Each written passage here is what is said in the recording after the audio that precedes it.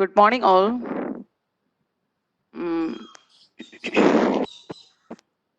Welcome to the first session of fifth semester computer engineering online class conducted by SITTTR.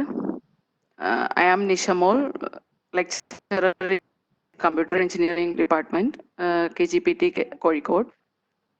Today I am going to take the first module of subject fifth semester computer engineering subject project management and software engineering.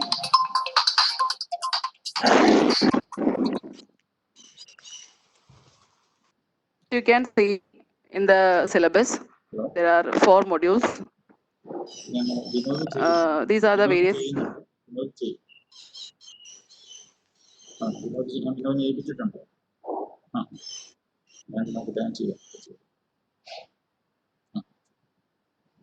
Let's start it.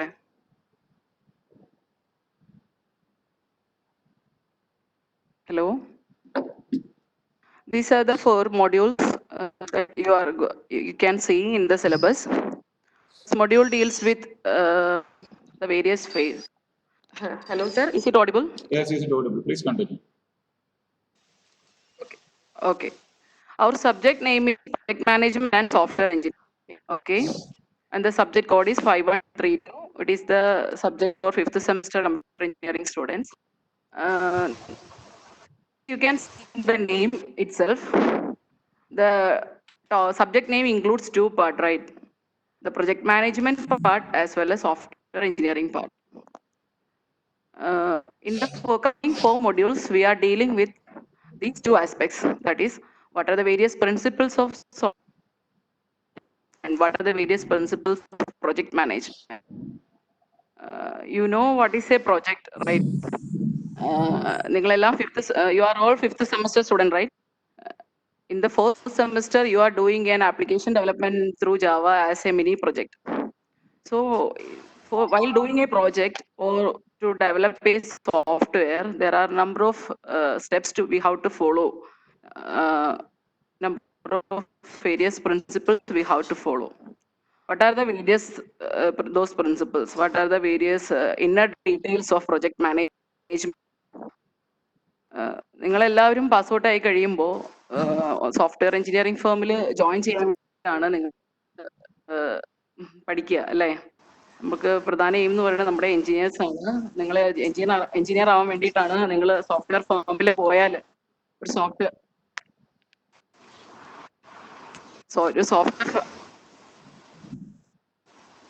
Hello sir, hello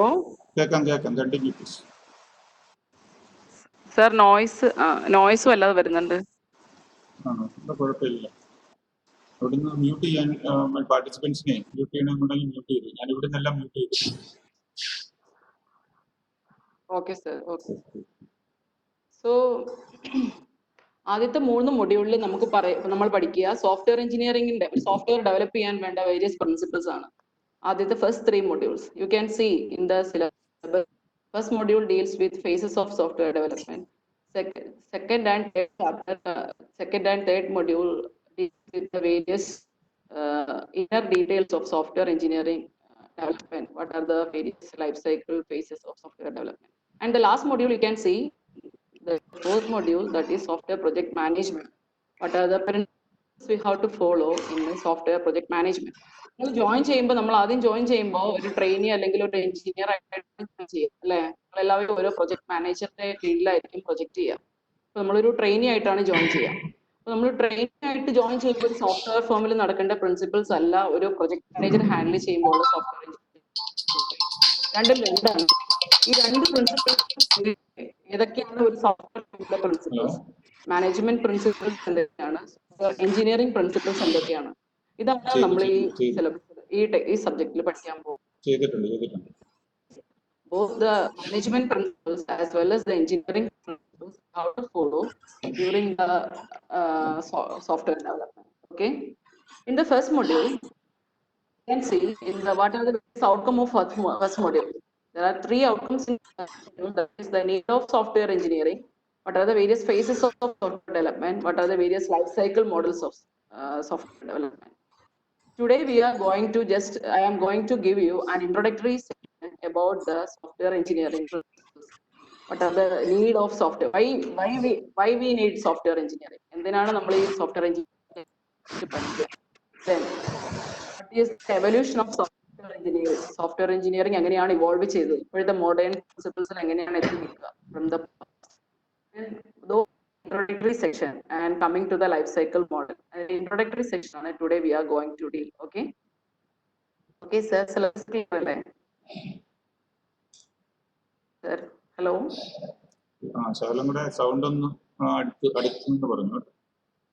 audible ശകലം കൂടെ audible ആകാം. Hello. ശകലം കൂടെ sound കൂട്ടി പറഞ്ഞു. Audible ആകാം. So, hello. ഇപ്പൊ കേൾക്കാമോ സർ? കുഴപ്പമില്ല. ശകലം കൂടെ കുട്ടികളും പറയുന്നുണ്ട്. സൗണ്ടിന്റെ കാര്യം പറയുന്നു. Okay, continue please. Okay.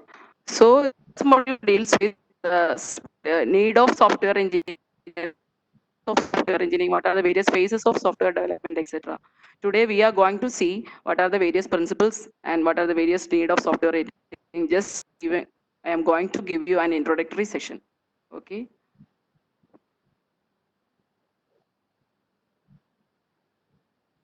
Slide share ചെയ്യട്ടെ. Okay.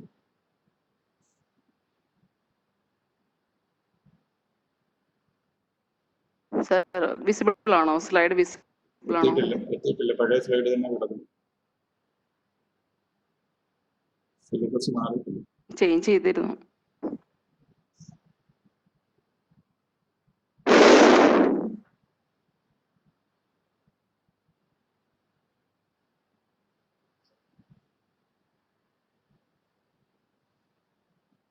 ഹലോ സർ, വന്നോ?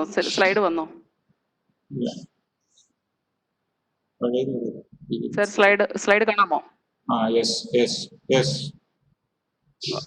Okay.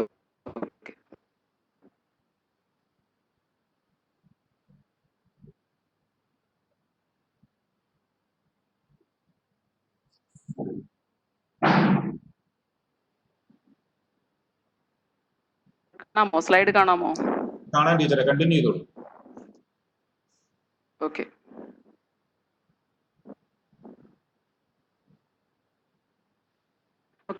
Today we are going to see what is a software, what is the definition of software engineering, what are the various terms coming under software engineering, that is what is a software product, programs, etc.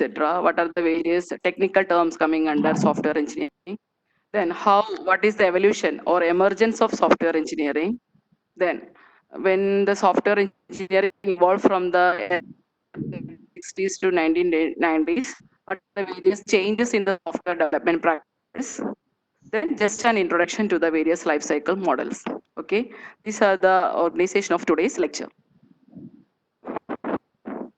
Then what is software engineering? A common definition, a popular definition of a software engineering is, as the name implies, it is an engineering approach to develop a software engineering approach to develop a particular software. That is, we can compare this with a building construction of a building. For example, നിങ്ങളൊരു വീട് പണിയാൻ വേണ്ടി നിങ്ങളൊരു എഞ്ചിനീയറെ സമീപിക്കുകയാണെന്ന് വിചാരിക്കാം. എന്താണ് നടക്കുക? നിങ്ങൾ എന്താണ് ആദ്യം ചെയ്യുക?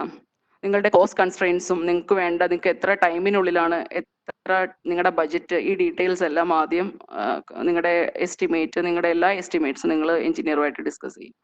സോ എഞ്ചിനീയർ എന്ത് ചെയ്യണം? എഞ്ചിനീയർ ആണ് പ്ലാൻ ഫൈനൽ ബിൽഡിങ്ങിന്റെ കൺസ്ട്രക്ഷൻ വരെ ശരിയാക്കി തരേണ്ട ആൾ അല്ലേ?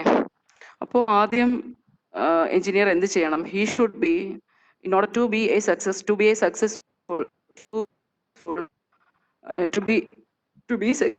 he needs to know a good understanding of എന്തെല്ലാം അയാൾക്ക് basic raw materials, quantity, how much raw material needed, എത്ര raw materials വേണം.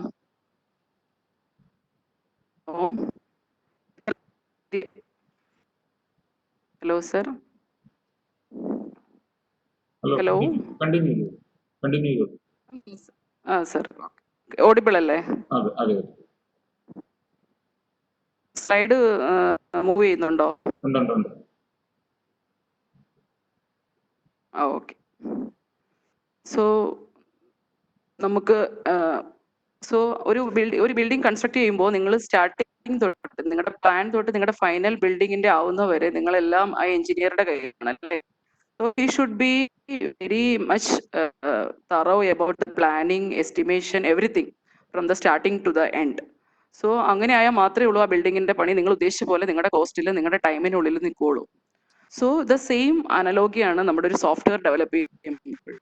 ഒരു സോഫ്റ്റ്വെയർ നല്ലൊരു സോഫ്റ്റ്വെയർ ആക്കി നിങ്ങൾക്ക് നിങ്ങളുടെ ക്ലയൻസിന് കൊടുക്കാൻ പറ്റണമെങ്കിൽ നിങ്ങളൊരു എഞ്ചിനീയറിംഗ് പ്രിൻസിപ്പിൾസ് എങ്ങനെയൊക്കെ നിങ്ങളൊരു സോഫ്റ്റ്വെയർ ഫേമിൽ വർക്ക് ചെയ്യുമ്പോൾ ഏതൊക്കെ പ്രിൻസിപ്പിൾസ് ഫോളോ ചെയ്യണം.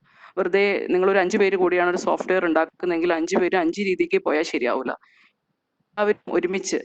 So there should be, that is what is a alternative definition of software engineering. That is the next one. It's a systematic collection of good program development practices. That is, we are going to develop a good program through that is systematic collection of good program development practices and techniques. From where these techniques comes? എവിടെ നിന്നാണ് ഈ techniques വരിക? Through the innovations from the engineers plus past experience. ആ ഫേമിൽ തന്നെ experienced ആയിട്ടുള്ള നല്ല experienced ആയിട്ടുള്ള engineers ഉണ്ടാവും. So both when both things, that is the innovations from the newly appointed engineers as well as all the experiences learned from the experienced engineers, ഇത് രണ്ടും കൂടെ combine ചെയ്യുമ്പോഴാണ് there should be a systematic collection of good program development practices and techniques. Those practices leads to the emergence of software engineering principles in terms of techniques, in terms of methodologies, in terms of guidelines, etc. That is, you can see in the graph, in this graph, there is a technology versus time graph. Sir, slide മാറുന്നുണ്ടോ?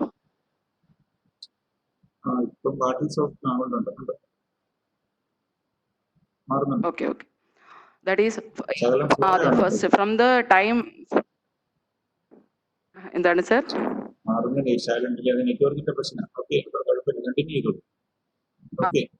Okay, sir. As that time evolves from 1960s, the software engineering evolve ചെയ്യാൻ തുടങ്ങിയിട്ട് കുറേ നാൾ SC principles usually evolve from that is, it's already from the last 60 years. So from the last 60 years, it evolved from the art to then to craft, then to engineering. That is the evolution. Art means it is earlier days it is evolved as an art. Art പറഞ്ഞാൽ എന്തായാലും ആർട്ടായിട്ട് evolve ചെയ്തു എന്ന് പറഞ്ഞാൽ there is nothing. ആർട്ടിന്റെ opposite science ആണ്. That is, ആർട്ടായിട്ടാണ് software engineering development evolve ചെയ്തത്. There is nothing scientific principles behind that. In initial days, ഓരോ എഞ്ചിനീയേഴ്സും ഗ്രൂപ്പായിട്ട് ഓരോ എഞ്ചിനീയേഴ്സും അവനവരുടെ ഓരോ രീതിക്ക് അനുസരിച്ച് ഓരോരുത്തർ അവനവരുടെ ഇഷ്ടത്തിനനുസരിച്ചായിരുന്നു പ്രോഗ്രാം ഡെവലപ്പ് ചെയ്തുകൊണ്ടിരുന്നത്. That is known as art. ഒരു പ്രത്യേകിച്ച് ഓർഗനൈസ് ചെയ്ത എക്സ്പീരിയൻസോ അല്ലെങ്കിൽ ഓരോരുത്തർ അവനവരുടെ ഐഡിയക്ക് അനുസരിച്ചായിരുന്നു സോഫ്റ്റ്വെയർ ഡെവലപ്പ് ചെയ്തുകൊണ്ടിരുന്നത്. ഒരു ടീമായിട്ടായിരുന്നില്ല. ആദ്യമൊക്കെ ചെറിയ ചെറിയ സോഫ്റ്റ്വെയർ ആയിരുന്നു ഡെവലപ്പ് ചെയ്യുക. ചെറിയ സോഫ്റ്റ്വെയർ ഒക്കെ ഡെവലപ്പ് ചെയ്യാൻ ഒരു ആർട്ടിന്റെ ആ രീതിയിലുള്ള മാത്രം മതി. അതിനൊരു ഓർഗനൈസ്ഡ് ആയിട്ടുള്ള എക്സ്പീരിയൻസിന്റെ ആവശ്യമില്ല 1960s. പക്ഷേ time 1960s to 70s, 80s, 90s difficulty വരും അല്ലേ? ഓരോരുത്തരും അവനവരുടെ ഇഷ്ടത്തിന് ഒരു വലിയ പ്രൊജക്ട് ഒക്കെ വന്നു കഴിയുമ്പോൾ, ചെറിയ പ്രൊജക്ട് ആണെങ്കിൽ ഓക്കെ, വലിയ പ്രൊജക്ട് ഒക്കെ വന്നു കഴിയുമ്പോൾ ഓരോരുത്തരും അവനവരുടെ ഇഷ്ടത്തിന് ചെയ്തുകൊണ്ടിരുന്നാൽ ആ പ്രൊജക്ട് ഫെയിൽ ആവുന്നുള്ള കാര്യം ഉറപ്പാണ്. നിങ്ങളുടെ വീട് പണി നടക്കുമ്പോഴും നിങ്ങൾ ഒരു വീട് പണിയുമ്പോഴും എഞ്ചിനീയറുടെ കീഴിലെ എല്ലാവരും സ്റ്റെപ്പ് ബൈ സ്റ്റെപ്പ് ആയിട്ട് ഓരോ പ്രിൻസിപ്പിൾസും കറക്റ്റ് ആയിട്ട് ഫോളോ ചെയ്താൽ മാത്രമാണ് നിങ്ങളുടെ ഫൈനലി നിങ്ങളുടെ ബിൽഡിംഗ് കൺസ്ട്രക്ഷൻ ഓക്കെ ആവുള്ളൂ.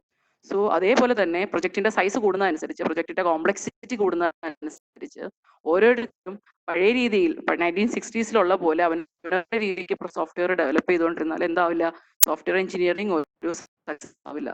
So in order to produce a good quality, good productivity in the software development, the art principles converted to craft as the time goes on. Then now it is evolved into an engineering principles means it uses the system use of experiences as well as scientific innovations from the engineers. Scientific innovations past experience combine ചെയ്തിട്ടുള്ള ഒരു systematic use of techniques ന് പറയുന്ന പേരാണ് software engineering. Okay, I understood. I think you got the idea. You get the idea, right? That is, software engineering means it is an engineering approach to develop a software through the systematic use of past experience as well as the scientific innovations of the engineers in the firm. So that is known as software. That is the modern, that is the latest definition of software engineering. Is the engineering principles, engineering approaches, disciplines to develop a software through the systematic past experience. നമുക്ക് systematic എഞ്ചിനീയേഴ്സിന്റെ innovations മാത്രം വെച്ച് നമുക്ക് software ഉണ്ടാക്കില്ല. അവിടെ experienced ആയിട്ടുള്ള various engineers ഉണ്ടാവും. അവരുടെ experience നിങ്ങളുടെ സയന്റിഫിക് ഇന്നോവേഷൻസും രണ്ടും കൂടെ കൂടിയിട്ട് സിസ്റ്റമാറ്റിക് ആയിട്ട് എഞ്ചിനീയറിംഗ് ഡിസിപ്ലിൻ യൂസ് ചെയ്തിട്ടുള്ള ഒരു സോഫ്റ്റ്വെയർ ഡെവലപ്മെന്റിന്റെ അപ്രോച്ചസിനെയാണ് പറയുക software engineering. Okay, those techniques, ആ ടെക്നിക്സിന്റെ മൊത്തമായിട്ടുള്ള പേരാണ് സോഫ്റ്റ്വെയർ എഞ്ചിനീയറിംഗ് എന്ന് പറയുന്നത്.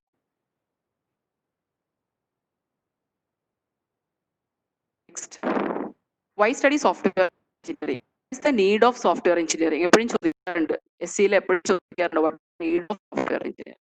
The first need is, ഞാൻ ഇപ്പൊ കുറച്ചു മുമ്പ് പറഞ്ഞ പോലെ, to develop large programs. അതിലൊരു ടേം കണ്ടോ, ഇത് ad hoc approach. Ad hoc approach means ആദ്യം 1960s ഉണ്ടായിരുന്ന അപ്രോച്ചിന്റെ പേരാണ് അഡ്ഹോക് അപ്രോച്ച്. ആ അപ്രോച്ചിന്റെ ഓൾഡ് സ്റ്റൈലുള്ള പ്രോഗ്രാമിങ്ങിന്റെ പേര്. ഓൾഡ് സ്റ്റൈലുള്ള programming ad hoc approach, that is only for small size programs. Small size പ്രൊജക്റ്റും സോഫ്റ്റ്വെയർ ഒക്കെ ഡെവലപ്പ് ചെയ്യാൻ വേണ്ടിയിട്ടാണ് അഡ്ഹോക് അപ്രോച്ച് പറഞ്ഞ് യൂസ് ചെയ്യുക. അഡ്ഹോക് അപ്രോച്ചിൽ നമ്മളിനി കാണും, എവല്യൂഷൻ നമ്മൾ കാണും, എങ്ങനെയാണ് ഈ അഡ്ഹോക് അപ്രോച്ചിൽ നിന്ന് മോഡേൺ അപ്രോച്ചിലോട്ട് നമ്മൾ കൺവേർട്ട് ചെയ്തത്. അഡ്ഹോക് അപ്രോച്ചിൽ നമ്മൾ ഓരോ എഞ്ചിനീയേഴ്സും സ്വന്തമായ അവനവരുടേതായ രീതിയിൽ ഓരോരുത്തരും പ്രൊജക്ട് ഡെവലപ്പ് ചെയ്യും. അതിന് കോമൺ ആയിട്ട് റൂൾസ് ഒന്നുമില്ല, ആർക്ക് എപ്പോൾ വേണമെങ്കിലും എന്ത് വേണമെങ്കിൽ ചെയ്യാം. സോ അത് സ്മോൾ സൈസ് പ്രോഗ്രാംസിന് മാത്രമേ പറ്റുള്ളൂ. So to develop large programs team സൈസും എല്ലാം ഇൻക്രീസ് ചെയ്യുമ്പോൾ there should be a discipline, there should be an engineering discipline to follow. That discipline, all those are coming under the software engineering subject.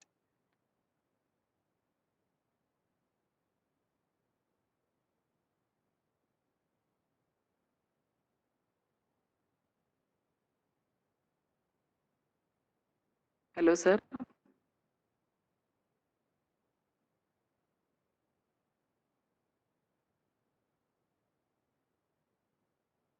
Hello.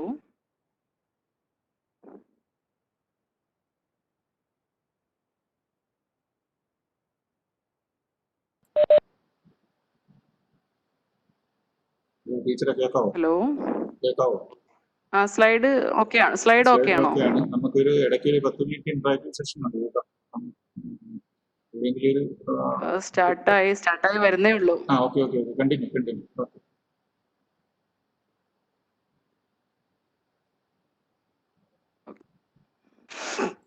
Then what is the next need of software engineering? To solve size കൂടുന്നതനുസരിച്ച് complexity കൂടും. നിങ്ങൾക്കറിയാം, complex കൂടുന്നതനുസരിച്ച് complex ആയിട്ടുള്ള programming language വരുമ്പോൾ ഒരു വലിയ project അങ്ങനെ തന്നെ ഒരാൾക്ക് തന്നെ കൺസ്ട്രക്ട് ചെയ്യാൻ പറ്റില്ല, ഒരാൾക്ക് തന്നെ പറ്റില്ല. സോ കുറെ ഒരു ടീമായിട്ടായിരിക്കും ഒരു പ്രൊജക്ട് ഉണ്ട്. ആ ടീമിനെ പല സ്മോളർ പാർട്സ് ആയിട്ടും ഡിവൈഡ് ചെയ്യേണ്ടി വരും. So to break the large project into smaller and manageable part, എങ്ങനെയാണ് ഓരോ പാർട്ടും ഡിവൈഡ് ചെയ്യുക, ഏതൊക്കെ പാർട്സ്, ഏതൊക്കെ ടീംസ് വരും, ഒരു എൻറ്റയർ സോഫ്റ്റ്വെയർ ഡെവലപ്മെന്റ് ചെയ്യുമ്പോൾ ഏതൊക്കെ ടീംസ് വരും. So that is A next need of software engineering. ഓരോ ടെക്നിക്സും ചെയ്യുന്നവരായിരിക്കും. ഈ ടെക്നിക്സ് ആണ് നമ്മൾ സെക്കൻഡ് മൊഡ്യൂളിലും തേർഡ് മൊഡ്യൂളിലും പഠിക്കുക. These techniques means these are the various phases of software development. നിങ്ങൾ ഇതാണ് അടുത്ത മൊഡ്യൂൾസിൽ പഠിക്കുക. സെക്കൻഡ് മൊഡ്യൂളിൽ specific, that is I just read specification, design, interface development, testing, project implementation. There are a number of phases in software development. ഈ ഫേസസിനെ കുറിച്ച് detail ആയിട്ടാണ് നമ്മൾ second മൊഡ്യൂളും തേർഡ് മൊഡ്യൂളും പഠിക്കുക. സോ ഓരോ ഫേസസും ഏതൊക്കെ ടീം ചെയ്യണം, ഏതൊക്കെ ഒരു വലിയ പ്രൊജക്ടിനെ എങ്ങനെയൊക്കെ ഡിവൈഡ് ചെയ്യണം, അങ്ങനെയൊക്കെ ചെയ്യണമെങ്കിൽ we have to follow the engineering principle, software engineering principle. Then after the overall that you are you want to become a better programmer, right? To become a better programmer in terms of productivity as well as in terms of quality. നല്ലൊരു quality എങ്ങനെ ഒരു ക്ലാസ്സിൽ, നമ്മുടെ ക്ലാസ്സിൽ 60 പേരുണ്ടെങ്കിൽ 60 പേര് 60 രീതിയിലായിരിക്കും programme ചെയ്യുക അല്ലെ? നിങ്ങൾക്ക് അറിയാം, ഒരു സാധാരണ നിങ്ങളുടെ ലാബിൽ ചെയ്യുമ്പോൾ 60 പേരും 60 രീതിയിലാണ് പ്രോഗ്രാം ചെയ്യുക. So how to get the better quality programs in terms of productivity, നല്ല പ്രൊഡക്ടിവിറ്റി ഉള്ള നല്ല ക്വാളിറ്റി ഉള്ള പ്രോഗ്രാംസ് എഴുതുന്ന നല്ലൊരു പ്രോഗ്രാമർ ആയിട്ട് മാറണം. So that is of for studying software engineering. Engineering പഠിക്കുന്നതിന്റെ ഒരു വലിയ ഒരു എയിം എന്ന് പറയുന്നത് ഒരു ബെറ്റർ പ്രോഗ്രാം വേണ്ടിയിട്ടാണ്. Also to remove various software crisis.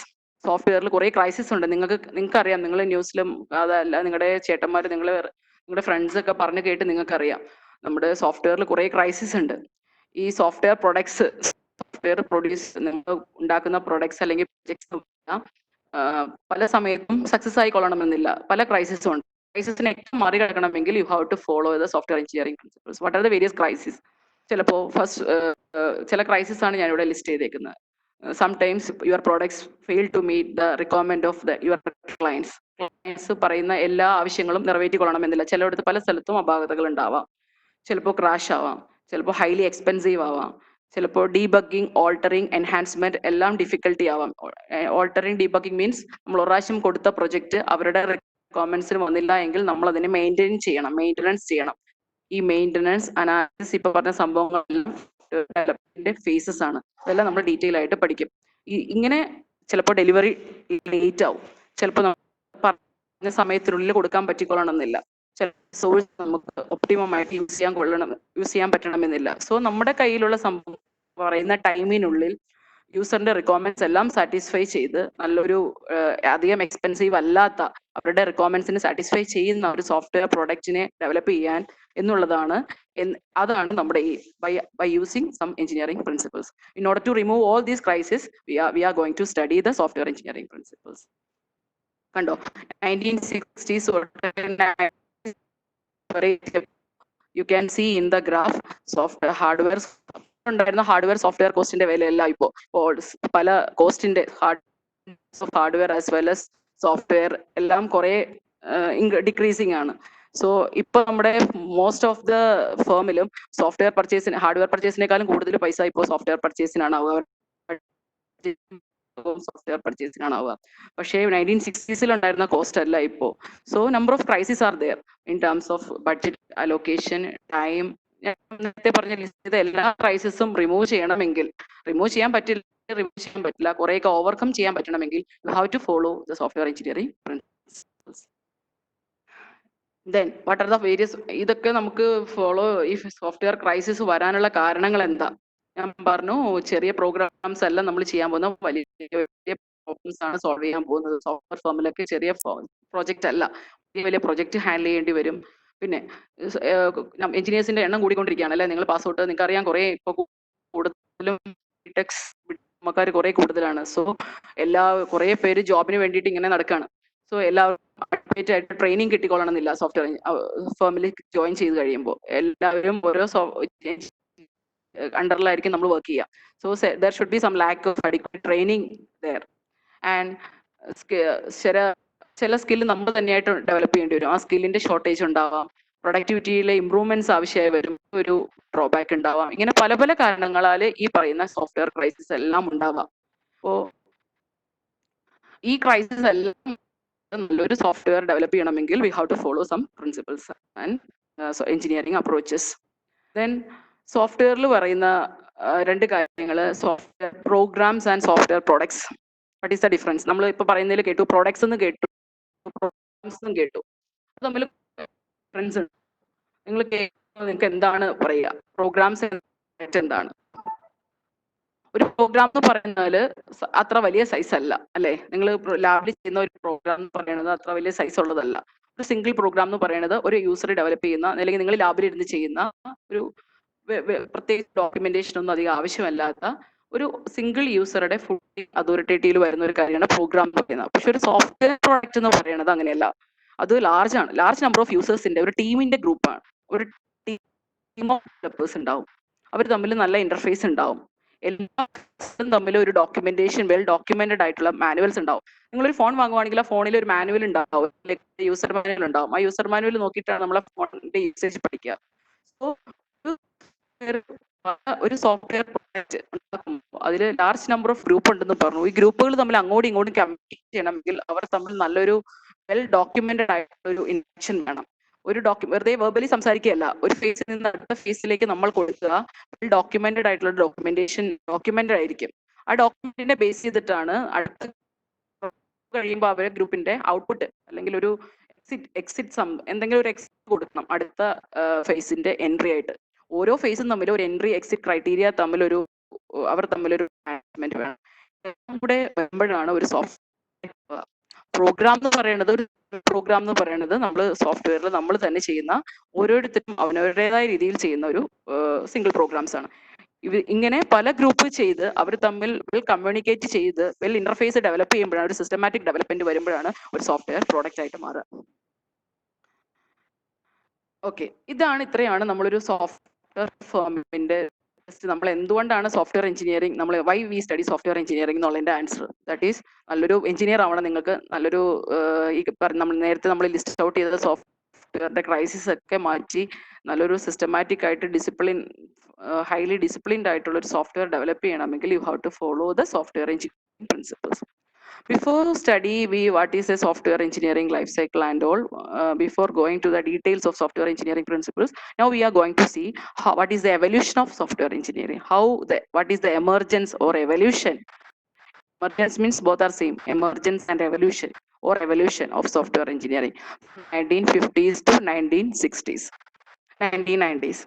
1950s programming start ചെയ്തത് assembly ലാംഗ്വേജിലായിരുന്നു. You all know what is various type of programming languages, assembly languages, etc. Right? So 1950s programming start ചെയ്ത് assembly ലാംഗ്വേജിലായിരുന്നു.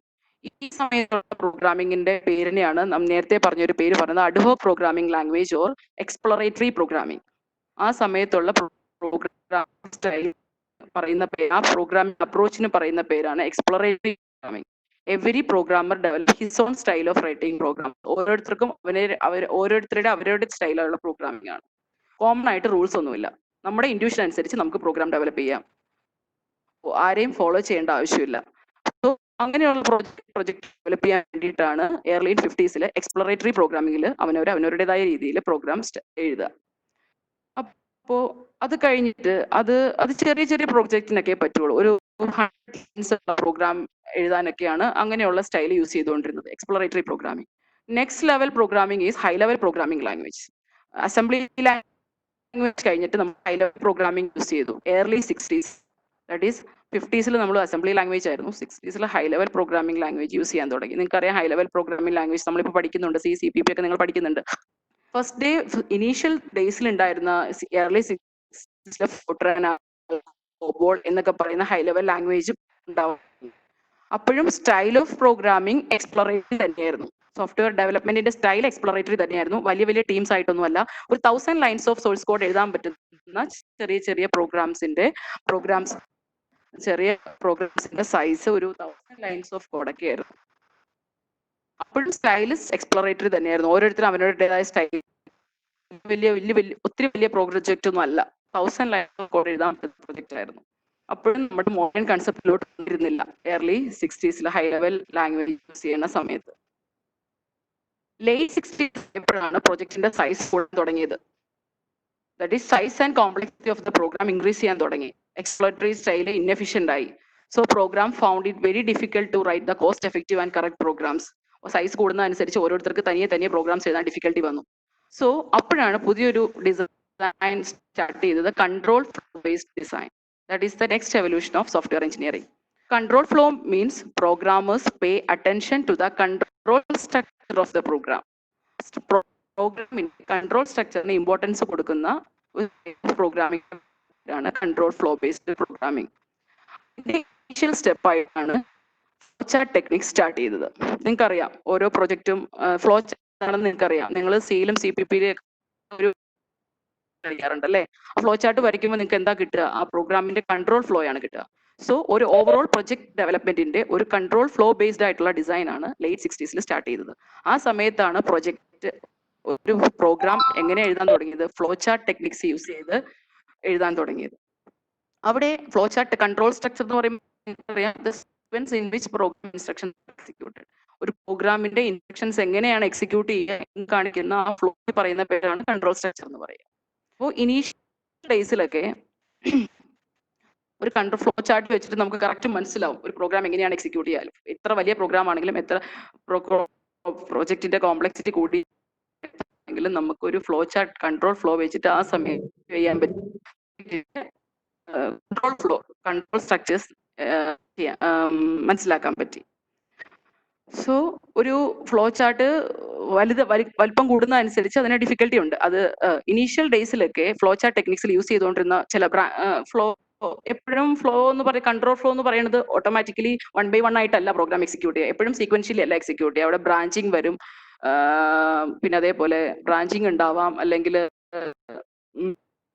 Jumping ഉണ്ടാവാം. അങ്ങനെ പല type constructors use ചെയ്യേണ്ടി വരും.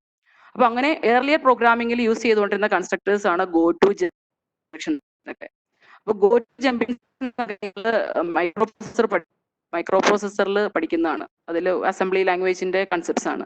അപ്പോൾ ആ jumping ഇൻസ്ട്രക്ഷനും go to statements ഒക്കെ യൂസ് ചെയ്തുകൊണ്ടിരുന്നപ്പോൾ കൺട്രോൾ ഫ്ലോ കുറച്ചുകൂടി കോംപ്ലിക്കേറ്റഡ് ആയി. കുട്ടികൾ ഒന്നുകൂടി അത് ഉപയോഗിച്ചിട്ട് കൺട്രോൾ ഫ്ലോ കറക്റ്റ് മനസ്സിലാക്കാൻ പറ്റാതെയായി പ്രോഗ്രാമേഴ്സിന്. അങ്ങനെ പ്രോഗ്രാമേഴ്സിന് മനസ്സിലായി ഈ ജമ്പിൻ സാധാരണ അസംബ്ലി ലാംഗ്വേജിലുള്ള കൺട്രോൾ സ്ട്രക്ചേഴ്സ് വെച്ചിട്ട് പ്രോഗ്രാമിനെ റെപ്രസെന്റ് ചെയ്യാൻ. So go to statements harmful ആണെന്നും പറഞ്ഞ് പല ടൈപ്പുള്ള ആർട്ടിക്കിളും വന്നിട്ടുണ്ടായിരുന്നു. അങ്ങനെയാണ് പിന്നീട് മനസ്സിലായത് നമുക്ക് പ്രോഗ്രാമിങ്ങിനെ ഈസിലി റെപ്രസെന്റ് ചെയ്യാമെന്ന്. കൺട്രോൾ ഫ്ലോ ബേസ്ഡ് ഡിസൈനിൽ വരുന്ന 3 കൺസ്ട്രക്ടേഴ്സ് ആണ് സീക്വൻസ്, സെലക്ഷൻ, ഐട്രേഷൻ. നിങ്ങൾക്കറിയാം ഒരു പ്രോഗ്രാം എങ്ങനെയൊക്കെ എഴുതാം എന്നറിയാം. സീക്വൻഷ്യലി എഴുതാം.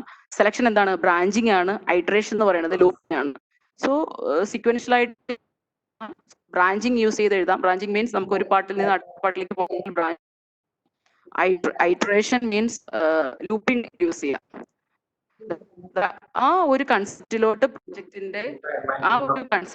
പ്രൊജക്ട് വന്നത് ഈ കൺട്രോൾ ഫ്ലോ ബേസ്ഡ് ഡിസൈനിലാണ് ഈ ഒരു കൺസെപ്റ്റ് യൂസ് ചെയ്ത് തുടങ്ങിയത്. ദാറ്റ് ഈസ് ആ ഒരു പ്രോഗ്രാമിങ്ങിന്റെ മെത്തഡോളജി, ആ ഒരു പ്രോഗ്രാമിംഗ് സ്റ്റൈലിന്റെ പേരാണ് programming methodology, structured programming. Structured programming start ചെയ്തത്, പ്രോഗ്രാമിങ്ങിന് ഒരു സ്ട്രക്ചർ വന്നത് ഈ കൺട്രോൾ ഫ്ലോ ബേസ്ഡ് ഡിസൈനിലാണ്. അത് വന്നത് ലേറ്റ് 60s ആണ്. So a program is called structured എന്നാവണമെങ്കിൽ you have to use the following constructs in your program. Either it is sequential, selection or branching, looping or iteration. ഈ principles use ചെയ്ത് structured programming style use ചെയ്യാൻ തുടങ്ങിയത് late 60s നമ്മൾ ഈ style of programming തുടങ്ങിയത്. അതിന്റെ പേരാണ് structured programming methodology. ആ ഡിസൈനിന്റെ പേരാണ് കൺട്രോൾ ഫ്ലോ ബേസ്ഡ് ഡിസൈൻ. പേരാണ് സ്ട്രക്ചേർഡ് പ്രോഗ്രാംസ്. സ്ട്രക്ചേർഡ് പ്രോഗ്രാംസ് എന്ന് പറയുമ്പോൾ 1 to ഫസ്റ്റ് എൻഡ് വരെ ഒറ്റ പ്രോഗ്രാംസ് ആയിട്ടല്ല എഴുതുക. Program consisting of a neat set of modules. പല മൊഡ്യൂൾ ആയിട്ട് ഡിവൈഡ് ചെയ്യും. നിങ്ങൾക്കറിയാം, നിങ്ങൾ AD ലാബ് ചെയ്തപ്പോൾ, AD lab application development through Java കഴിഞ്ഞ സെമസ്റ്ററിൽ മിനി പ്രൊജക്ട് ചെയ്തപ്പോൾ ഒറ്റയടിക്ക് പ്രൊജക്ട് ഡെവലപ്പ് ചെയ്യുകയല്ല ചെയ്തത്. പ്രൊജക്ടിനെ പല മൊഡ്യൂൾസ് ആയിട്ട് ഡിവൈഡ് ചെയ്തു. അങ്ങനെ മോഡുലാർ പ്രോഗ്രാമിംഗ് കൺസെപ്റ്റ് വന്നത് ലേറ്റ് 60s. ആ ഡിസൈൻ പറയുന്ന പേരാണ് കൺട്രോൾ ഫ്ലോ ബേസ്ഡ് ഡിസൈൻ എന്ന് പറയാം. ഓക്കെ, ഇതൊക്കെ എവല്യൂഷനിൽ ജസ്റ്റ് ആ ഒരു ഫ്ലോ എങ്ങനെയാണ് programming from the ad hoc approach modern കൺസെപ്റ്റിലോട്ട് എങ്ങനെയാണ് സ്ട്രക്ചേർഡ് ആയിട്ട് മാറിയത്. ആ എവല്യൂഷൻ മാത്രം നിങ്ങൾ ഓരോ ഇയറിൽ എന്തൊക്കെയാണ് സംഭവിച്ചത് ഇത് മാത്രം ഒന്ന് അറിഞ്ഞിരുന്നാൽ മതി. സോ സ്ട്രക്ചേർഡ് പ്രോഗ്രാമിംഗ് വന്നപ്പോൾ it is very easy to read and understand, easy to maintain, അതുപോലെ time and effort for the development easy ആയി. അങ്ങനെ ലാർജ് പ്രോഗ്രാംസിനെ പല മൊഡ്യൂൾസ് ആയിട്ട് ഡിവൈഡ് ചെയ്ത് ഓരോ മൊഡ്യൂൾസും ഓരോ ടീമിനെ ഏൽപ്പിച്ച് കൊടുക്കാൻ പ്രോഗ്രാമിംഗ് മെത്തഡോളജിയാണ് ലേറ്റ് 60s വന്ന കൺട്രോൾ ഫ്ലോ ബേസ്ഡ് ഡിസൈൻ എന്ന് പറയാം. നെക്സ്റ്റ് പ്രോഗ്രാമിങ്ങിന് പറയുന്ന പേരാണ് data structure oriented design. Control flow കഴിഞ്ഞ അടുത്ത പ്രോഗ്രാമിങ്ങിന് പറയുന്ന പേരാണ് data structure oriented design. So ആ സമയത്താണ് കൺട്രോൾ ഫ്ലോ കഴിഞ്ഞിട്ട് ഇറ്റ് ഈസ് ഇമ്പോർട്ടൻറ്റ് കുറച്ചുകൂടെ മനസ്സിലായി.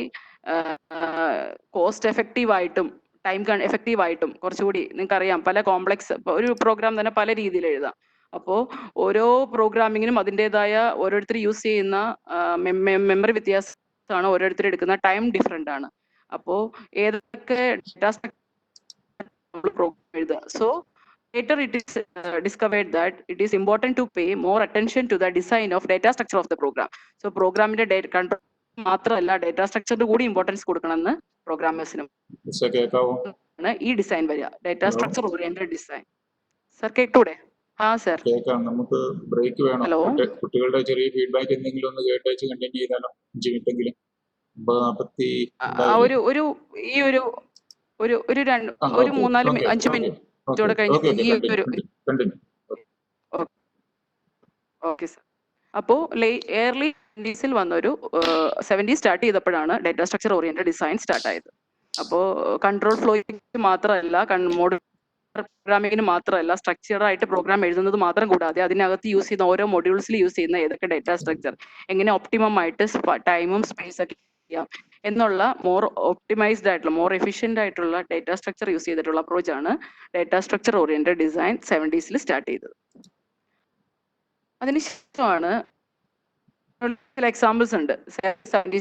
Methodology, JSP methodology, Jackson structured programming methodology. അത് ഡേറ്റാ സ്ട്രക്ചർ ഓറിയന്റഡ് ആയിട്ടുള്ള ഒരു ടെക്നിക് ആണ്. സമയത്ത് ജാക്സൺസ് എന്ന് പറഞ്ഞ ഒരു സയന്റിസ്റ്റ് ഉണ്ടാക്കിയ ഒരു മെത്തഡോളജിയാണ് ജാക്സൺ സ്ട്രക്ചർഡ് പ്രോഗ്രാമിംഗ് മെത്തഡോളജി. വേറൊരു മെത്തഡോളജി ഉണ്ട്, വാർണിയർ ഓർ മെത്തഡോളജി. ഇതെല്ലാം data structure oriented design examples ആണ്. അതിനുശേഷമാണ് നമ്മളിപ്പോ പറഞ്ഞു കൺട്രോൾ ഫ്ലോ പഠിച്ചു, പിന്നെ data structure oriented design importance കൊടുത്തു. അത് കഴിഞ്ഞ് ലേറ്റ് 70s എൻഡ് ആയപ്പോഴാണ് ഡേറ്റാ ഫ്ലോ ഓറിയന്റഡ് ഇമ്പോർട്ടൻസ് വന്നത്. ഡേറ്റാ ഫ്ലോ മീൻസ് അവിടെ 2 കാര്യങ്ങൾക്കാണ് important. That is data flow techniques identifies various data as well as various functions in a system. Data functions ഏതൊക്കെ, how the data interact between various functions of your system, processing of your system. നിങ്ങളുടെ പ്രോജക്റ്റിലുള്ള important functions എന്തൊക്കെയാണ്, അതിലൂടെ pass ചെയ്യുന്ന data എന്തൊക്കെയാണ്, ആ ഒരു approach, ആ ഒരു ഡേറ്റ ഫ്ലോ ഐഡന്റിഫൈ ചെയ്യുന്ന ഡിസൈൻ ആണ് ഡേറ്റ ഫ്ലോ ഓറിയന്റഡ് ഡിസൈൻ എന്ന് പറയാം. ബാക്കി എല്ലാ അപ്രോച്ച്, ഇതുവരെ വരുന്ന എല്ലാ അപ്രോച്ചിനേക്കാളും കൂടുതൽ സിമ്പിൾ ആയിട്ടുള്ള ഒരു ടെക്നിക്കാണ്. ഇത് ഉപയോഗിച്ച് നമുക്ക് it can be use two model working of any system, software system മാത്രമല്ല, ജനറൽ ആയിട്ടുള്ള ബാക്കി എല്ലാ ഫേമിലും യൂസ് ചെയ്യാൻ പറ്റുന്ന ഒരു ഡിസൈൻ ആണ് ഡേറ്റ ഫ്ലോ ഓറിയന്റഡ് ഡിസൈൻ. എല്ലായിടത്തും മേജർ പ്രോസസ്സിംഗും ഉണ്ട്, അവർ തമ്മിൽ ഡേറ്റ ഇന്ററാക്ഷനും ഉണ്ട്. How the data interact with various modules, various functions, that identification, that design approaches is coming in the late 70s as data flow oriented design approaches. ഇവിടെ ഒരു ചെറിയ example കാണിച്ചേക്കുന്നതാണ്. ഇപ്പൊ ഒരു car assemble ചെയ്യണമെങ്കിൽ ഈ റൗണ്ടിൽ കാണിച്ചേക്കുന്നതാണ് ഫംഗ്ഷൻ എന്ന് പറയുക. എഞ്ചിൻ ചെയ്യണം, ഡോർ ഫിറ്റ് ചെയ്യണം, വീൽസ് ഫിറ്റ് ചെയ്യണം, പെയിന്റ് ചെയ്യണം, ടെസ്റ്റ് ചെയ്യണം. ഇതൊക്കെ പ്രോസസ്സാണ്. ഇതൊക്കെ ഒരു കാറ് ലാസ്റ്റ് പുറത്തേക്ക് വരുന്നതിന് മുമ്പുള്ള പ്രോസസ്സിംഗ് ഈ റൗണ്ടിൽ കാണിച്ചേക്കുന്നത്. അതിന് ചുറ്റും കുറെ ആരോസ് നിങ്ങൾക്ക് കാണാം. ഈ ആരോസ് എന്ന് പറയുന്നതാണ് datas. How the data interact with various functions. ഈ ഡേറ്റ ഡേറ്റാബേസിൽ നിന്നാണ് അല്ലെ, ആ ഡേറ്റാബേസ് ആണ് അവിടെ പാരലലി സ്റ്റോർ ആയിട്ട് കാണിച്ചത്. ഓരോ സ്റ്റോറും ഓരോ ഡേറ്റാബേസസ് ആണ്. So there are number of symbols in order to represent a data flow. കുറെ സിമ്പിൾസ് ഉണ്ടാവാം. ഇതൊരു ഏറ്റവും സിമ്പിൾ ആയിട്ടുള്ള ഒരു എക്സാമ്പിൾ പറഞ്ഞതാണ്. അപ്പോൾ ഒരു പ്രൊജക്ട് നമ്മൾ കൺസ്ട്രക്ട് ചെയ്യുമ്പോൾ, സോഫ്റ്റ്വെയർ പ്രൊജക്ട് ആണെങ്കിലും അല്ലാത്ത ഏത് പ്രൊജക്ട് ആണെങ്കിലും, how the interact with various functions and processing of the system എന്ന് എംഫസിസ് ചെയ്യുന്ന ഒരു ഡിസൈനിന്റെ പേരാണ് ഡേറ്റ ഫ്ലോ ഓറിയന്റഡ് ഡിസൈൻ. അത് വന്നത് ലേറ്റ് 70s. അങ്ങനെയാണ് ഡേറ്റ ഫ്ലോ വരുന്നത്. ലാസ്റ്റ് 80s ആയപ്പോഴാണ് ഒബ്ജക്റ്റ് ഓറിയന്റഡ് ഡിസൈൻ നമ്മുടെ മോഡേൺ ആയിട്ടുള്ള ഊപ്സ് പ്രോഗ്രാമിംഗിലോട്ട്. ഒബ്ജക്റ്റ് ഓറിയന്റഡ്, നിങ്ങൾക്കറിയാം ഊപ്സ് എന്താണെന്ന് അറിയാം. ഊപ്സ് പ്രോഗ്രാമിംഗ്, ജാവ പ്രോഗ്രാമിംഗ്, ഇതെല്ലാം നമ്മൾ നിങ്ങൾ ലാസ്റ്റ് 3rd സെമസ്റ്ററിലും 4th സെമസ്റ്ററിലൊക്കെ പഠിച്ചു വരുന്നതാണ്. ഈ ഒരു ഡിസൈൻ അപ്രോച്ചസിലോട്ട് സോഫ്റ്റ്വെയർ ഫേം 80s ആയപ്പോഴാണ് സ്റ്റാർട്ട് ചെയ്ത അഡോബ് അപ്രോച്ചിൽ നിന്ന് പിന്നെ അങ്ങനെ മാറി ഇത്രയും നേരം നമ്മൾ കണ്ട എല്ലാ അപ്രോച്ചസിൽ നിന്നും മാറി ഒരു modern programming approach, oriented related ആയിട്ടുള്ള ഒരു അപ്രോച്ചസിലോട്ട് വന്നത് 80s ആയപ്പോഴാണ്. സോ ഇവിടെ നാച്ചുറൽ ഒബ്ജക്ട്സ് ഉണ്ടാവും. നിങ്ങൾക്ക് അറിയാം ഊപ്സ് എന്താണെന്ന് നിങ്ങൾക്ക് അറിയാം. നാച്ചുറൽ ഒബ്ജക്ട്സ് ഉണ്ടാവും, എല്ലാ ഒബ്ജക്ട്സ് ഉണ്ടാവും. ഈ ഒബ്ജക്ട്സിനെ അവർ തമ്മിലുള്ള റിലേഷൻഷിപ്സ് ഉണ്ടാവും. കോമ്പോസിഷൻ ആവാം, ഇൻഹെറിറ്റൻസ് ആവാം, റെഫറൻസ് ആവാം. ഈ അവർ തമ്മിലുള്ള റിലേഷൻഷിപ്സും ഒബ്ജക്ട്സിന്റെ റിലേഷൻഷിപ്സിന്റെ പല ക്ലാസ് ഐഡന്റിഫൈ ചെയ്യുക, പല ഒബ്ജക്ട്സ് കണ്ടുപിടിക്കുക. നിങ്ങളുടെ റിയൽ വേൾഡ് പ്രോബ്ലംസിലെ നിങ്ങൾ സോൾവ് ചെയ്യാൻ പോകുന്ന സോഫ്റ്റ്വെയർ പ്രൊജക്റ്റിലെ പ്രോബ്ലംസിനെ ഒരു ഒബ്ജക്റ്റ് ഐഡന്റിഫൈ റിലേഷൻഷിപ്സ് കണ്ടുപിടിക്കുക. അതെല്ലാം ഒരു ഒബ്ജക്റ്റ് ഓറിയന്റഡ് പ്രോഗ്രാമിംഗിന്റെ കൺസെപ്റ്റ്സ് ആണ്. നിങ്ങൾക്കറിയാം. കൺസെപ്റ്റ്സ് സ്റ്റാർട്ട് ചെയ്തത് 80s-ലാണ്. അങ്ങനെയാണ് ഏറ്റവും പോപ്പുലർ ആയിട്ടുള്ള ഒരു പ്രോഗ്രാമിംഗ് എഞ്ചിനീയറിംഗ് ഡിസിപ്ലിൻ ആണ് ഒബ്ജക്റ്റ് ഓറിയന്റഡ് ഡിസൈൻ. അതിന്റെ അഡ്വാൻറ്റേജസ് ഉണ്ട്. സിമ്പിൾ ആണ്. കോഡ് തന്നെ റീയൂസ് ചെയ്യാൻ പറ്റും. പല ക്ലാസ്സസ് നമുക്ക് വീണ്ടും റീയൂസ് ചെയ്യാൻ പറ്റും. ടൈം ഇൻ ടേംസ് ഓഫ് ടൈമും കോസ്റ്റും എല്ലാം, ഡെവലപ്മെന്റ് കോസ്റ്റും ഡെവലപ്മെന്റ് ടൈം എല്ലാം കുറച്ചുകൂടി ബാക്കി മോർ റോബസ്റ്റ് ആയിട്ടുള്ള ഈസി മെയിൻറ്റനബിൾ ആയിട്ടുള്ള കോഡ് എഴുതാൻ ഏറ്റവും നല്ല അപ്രോച്ചസ് ആണ് ഒബ്ജക്റ്റ് ഓറിയന്റഡ് ഡിസൈൻ എന്ന് പറയാം. So you can see, as you can see, this is the evolution of software engineering design techniques we are discussed so far. Initially it started from 50s as ad hoc. നിങ്ങൾക്ക് ഫിഗറിൽ കാണാം, ad hoc approach ആയിട്ടാണ് start ചെയ്യുക. That programming style is known as exploratory programming style. ഓരോരുത്തർക്കും ഓരോ സ്റ്റൈലിൽ common rule ഒന്നും follow ചെയ്യാതെ സോഫ്റ്റ്വെയർ ഡെവലപ്പ് ചെയ്യുന്ന മെത്തഡോളജിക്ക് ad hoc പ്രോഗ്രാമിംഗ് എന്ന് പറയാം. നെക്സ്റ്റ് ആണ് കൺട്രോൾ ഫ്ലോ ബേസ്ഡ്. 60s-ലായപ്പോഴാണ് കൺട്രോൾ ഫ്ലോ ബേസ്ഡ് ടെക്നിക്സ് വന്നത്. എങ്ങനെ ഒരു വലിയ പ്രോഗ്രാംസിന്റെ സൈസും മാറുന്നതനുസരിച്ച് അതിനെ സ്ട്രക്ചർ ചെയ്യാൻ വേണ്ടിയിട്ട് പല പല മൊഡ്യൂൾസ് ആയിട്ട് തിരിക്കാൻ വേണ്ടി കൺട്രോൾ മൊഡ്യൂൾസ്, ഐട്രേഷൻ ആണോ എങ്ങനെയാണോ പല കൺട്രോൾ കൺസ്ട്രക്ടേഴ്സ് എങ്ങനെയാണ് യൂസ് ചെയ്യുക, ഇതെല്ലാം കൺട്രോൾ ഫ്ലോ ബേസ്ഡ് ആയിട്ടുള്ള ടെക്നിക്സ് 60s ആയപ്പോൾ 60s അവസാനമാണ് ഡേറ്റ സ്ട്രക്ചർ ബേസ്ഡ് വന്നത്. കൺട്രോൾ ഫ്ലോ മാത്രമല്ല, ഓരോ മൊഡ്യൂൾസും കൺസ്ട്രക്ട് ചെയ്യേണ്ട data structure in terms of cost effective ആയിട്ടും സ്പേസ് എഫക്റ്റീവ് ആയിട്ടും പ്രോഗ്രാം മൊഡ്യൂൾസിനെ നിങ്ങൾക്ക് എങ്ങനെ ഫോർമുലേറ്റ് ചെയ്യാം, ഏതൊക്കെ ഡേറ്റ സ്ട്രക്ചർ യൂസ് ചെയ്യണം എന്നുള്ള ഒരു ഡിസൈൻ കൺസെപ്റ്റ്സ് വന്നത് ലേറ്റ് 60s-ലാണ്. പിന്നെയാണ് ഡേറ്റ ഫ്ലോ ബേസ്ഡ് ആയത്. 70s ആയപ്പോഴാണ് ഡേറ്റ ഫ്ലോ ബേസ്ഡ് വന്നത്. Data flow based means that is we are identifying the various process or various functions of your project. പല പ്രോജക്റ്റിന്റെ ഫംഗ്ഷൻസിനെ കണ്ടുപിടിക്കുക, അവ തമ്മിലുള്ള ഡേറ്റ ഫ്ലോ ഐഡന്റിഫൈ ചെയ്യുക. ആ ഡിസൈൻ വന്നത് 70s-ലാണ്. ലാസ്റ്റ് 80s 90s ആയപ്പോഴാണ് ഒബ്ജക്റ്റ് ഓറിയന്റഡ് പ്രോഗ്രാമിംഗ് അപ്രോച്ചസ് വന്നത്. So these are the important evolution or emergence of software engineering principles from the ad hoc approach to the object oriented programming approach. ഇത് എപ്പോഴും ചോദിക്കാറുള്ള ഒരു portion ആണ് first മൊഡ്യൂളിൽ, evolution of software engineering. നമ്മൾ ഇപ്പോൾ കണ്ടത് രണ്ട് കാര്യങ്ങളാണ്. ഒന്ന്, നീഡ് ഓഫ് സോഫ്റ്റ്വെയർ എഞ്ചിനീയറിംഗ്, എന്തിനാണ് നമ്മൾ സോഫ്റ്റ്വെയർ എഞ്ചിനീയറിംഗ് പഠിക്കുന്നത്. Then what is the evolution of software engineering from the ad hoc approach to the object oriented programming approach. Okay.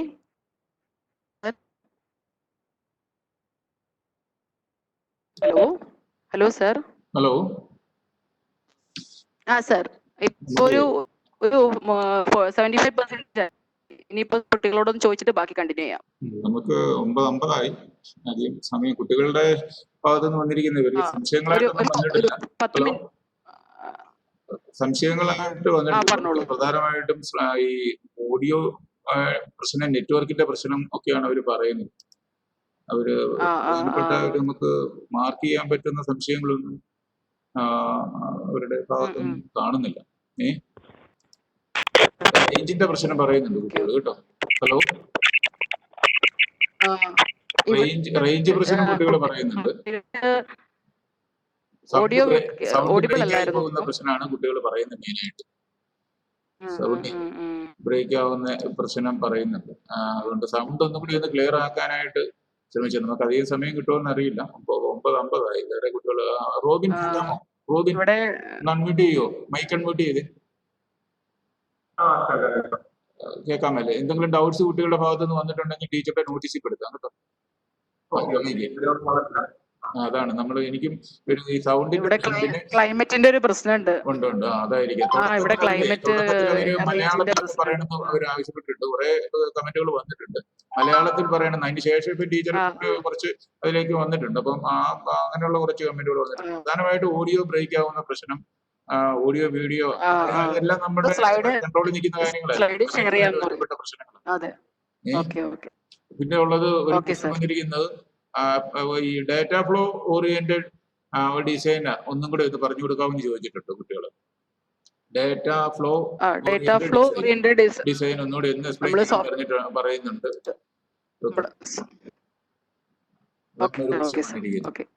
Data flow oriented approach എന്ന് പറയുന്നത് 70s വന്നൊരു അപ്രോച്ചാണ്. 1970s ആയപ്പോ evolve ചെയ്തൊരു അപ്രോച്ചാണ്.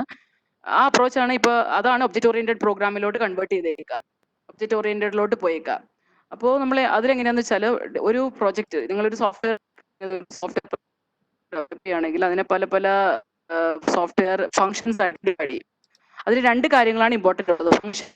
ഫങ്ഷൻസും പല ഈ സോഫ്റ്റ്വെയർ ഒരു സോഫ്റ്റ്വെയർ ഡെവലപ്പ് ചെയ്യുമ്പോൾ അതിനകത്തുള്ള ഇമ്പോർട്ടൻറ്റ് ഫങ്ഷൻസിനെ ഐഡന്റിഫൈ ചെയ്യുക. നിങ്ങളൊരു നിങ്ങൾക്ക് മനസ്സിലായിട്ടുണ്ടാവും നിങ്ങൾ ഓരോ മൊഡ്യൂളും ഓരോ ഫങ്ഷൻസ് ആയിട്ട് ഐഡന്റിഫൈ ചെയ്യും. മൊഡ്യൂളും തമ്മിലുള്ള ഡേറ്റാ പാസേജ് ഉണ്ടാവും അവർ തമ്മിൽ. ആ ഡേറ്റാസും ഐഡന്റിഫൈ ചെയ്യും. ഈ ഡേറ്റാസും ഡേറ്റ ഫ്ലോയും ഈ ഡേറ്റാസ് ഫങ്ഷൻസിന്റെയും ഒരു കോമ്പിനേഷൻ വരുമ്പോഴാണ് സോഫ്റ്റ്വെയറിന് മാത്രമാവണമെന്നില്ല, ബാക്കി എല്ലാ സോഫ്റ്റ്വെയർ ജനറിക് പ്രൊജക്ട് ആണെങ്കിലും ഏത് പ്രൊജക്ട് ആണെങ്കിലും ആ പ്രൊജക്ടിന്റെ ഉള്ളില് ഇമ്പോർട്ടൻറ്റ് ഫങ്ഷൻസും അവർ തമ്മിലുള്ള ഡേറ്റയും ഐഡന്റിഫൈ ചെയ്യുക. അങ്ങനെ അവർ ആ ഫ്ലോ മനസ്സിലാക്കുക. ആ ഫ്ലോ എങ്ങനെയാണ് പോവുക, ഒരു മൊഡ്യൂൾ അടുത്ത മൊഡ്യൂൾ എങ്ങനെയാണ് ഫങ്ഷൻസ് തമ്മിൽ എങ്ങനെയാണ് ഡേറ്റ പാസ് ചെയ്യുക.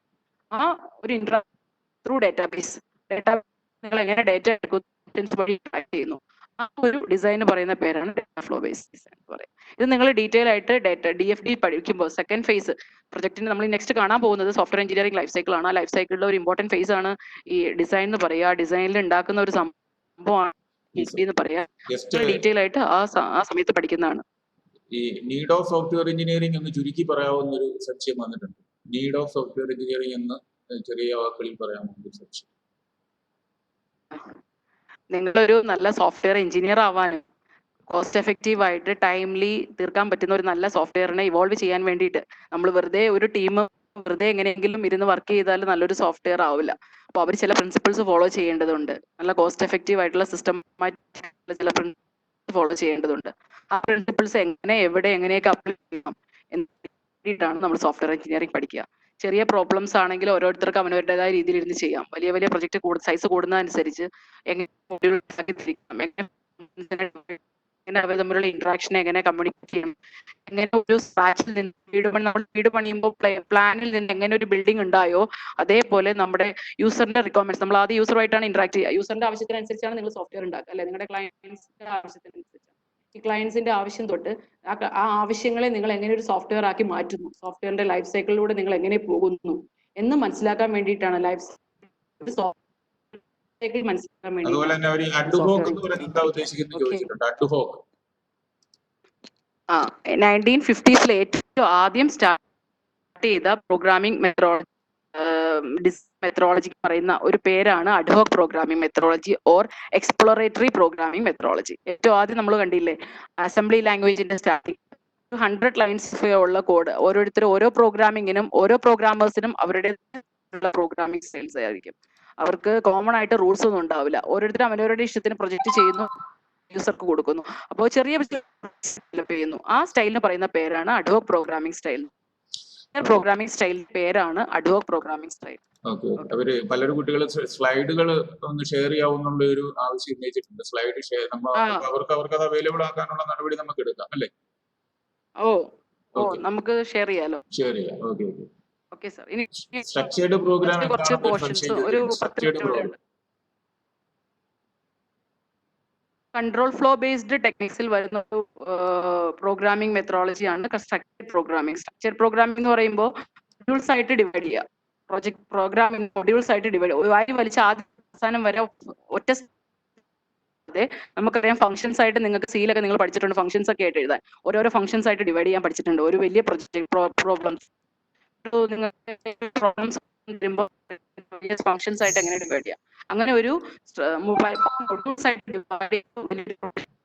പ്രോഗ്രാമിനെ സ്ട്രക്ചർഡ് പ്രോഗ്രാമിംഗ് എന്ന് പറയാം. ഓക്കെ, നമ്മളിപ്പോ ഇതുവരെ വന്നിട്ടുള്ള ഏകദേശം എല്ലാം തന്നെ ഡൗട്ടുകൾ ടീച്ചറുടെ ശ്രദ്ധപ്പെടുത്തി പ്രധാനപ്പെട്ടതെന്നാണ് കരുതുന്നത്. അവരുടെ പ്രധാനപ്പെട്ട ഒരു പ്രശ്നം ഈ സ്ലൈഡുകൾ കിട്ടുക. ഓഡിയോ പ്രശ്നമായിട്ട് പറയുന്നുണ്ട്, അത് നമ്മുടെ കൺട്രോളിലല്ല. ബാക്കി അപ്പൊ സ്ലൈഡ് നിങ്ങൾ കുട്ടികൾക്ക് വേണ്ടിയിട്ട് ഷെയർ ചെയ്യാനുള്ള സംവിധാനം നമ്മൾ ഒരുക്കുന്നതായിരിക്കും. ഒരു സ്ട്രക്ചേർഡ് പ്രോഗ്രാമിംഗ് ഒരു ക്വസ്റ്റ്യൻ വന്നിരിക്കും. സ്ട്രക്ചേർഡ് പ്രോഗ്രാമിംഗ് എക്സാമ്പിൾ വല്ലതും പറയാൻ പറ്റുമെന്ന് കുട്ടികൾ ഒരു ചോദ്യം ചോദിച്ചിട്ടുണ്ട്.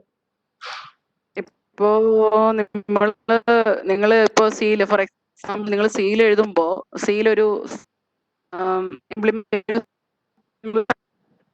ഫംഗ്ഷൻ അത് ഇംപ്ലിമെന്റ് ചെയ്യാനുള്ള ഒരു ഫംഗ്ഷൻ അല്ലെങ്കിൽ ഏത് ഫംഗ്ഷൻ ആണെങ്കിലും നിങ്ങൾക്ക് കാണാനുള്ള ഒരു ചെയ്യാനുള്ള നമ്മൾ എഴുതാന്ന് വിചാരിക്കാം. ആ പ്രോഗ്രാം എഴുതുമ്പോൾ നിങ്ങൾക്ക് ഒറ്റയടിക്ക് എല്ലാ ഫംഗ്ഷൻസും സൈനിന്റെ ഡെറിവേഷൻ 1+ സീരീസ് നിങ്ങൾക്കറിയാം. അല്ലെങ്കിൽ e⁻x എക്സ്പൊണൻഷ്യൽ സീരീസ്, ഏത് സീരീസ് ആണെങ്കിലും അതിന്റെ സീരീസ് നമ്മൾ ചെയ്യുമ്പോൾ അതിലൊരു ഡിവിഷൻ വരുന്നുണ്ട്, വീണ്ടും വീണ്ടും ഫാക്ടോറിയൽസ് വരുന്നുണ്ട്, അഡീഷൻ വരുന്നുണ്ട്. ഒരു വലിയൊരു സീരീസ് ആണ്.